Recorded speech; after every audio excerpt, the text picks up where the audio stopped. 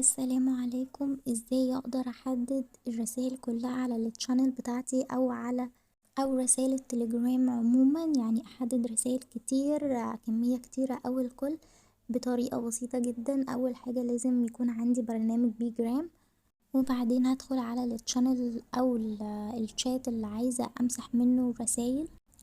عايزة اطلع لاول رسالة في الشات، هدوس على go to first message، دي من الثلاث نقط اللي فوق، وبعدين هحدد اول رسالة، ولازم اعدي على الرسائل كلها اللي عايزة امسحها، وبعدين هدوس على اخر رسالة بس، يعني اول رسالة واخر رسالة عايزة امسحها.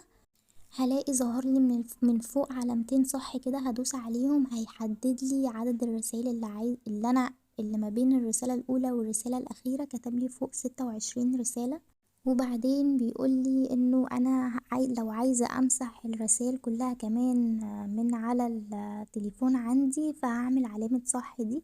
لو مش عايزة يبقى هشيل علامة الصح وهدوس ديليت عادي خالص. وبكده تكون الرسائل اللي انا حددتها كلها اتمسحت، من غير ما افضل اعدي على رسالة رسالة واحددها عشان خاطر تتمسح. بس كده، لو عجبكم الفيديو اعملوا لايك وسبسكرايب علشان تشوفوا الفيديوهات الجديدة.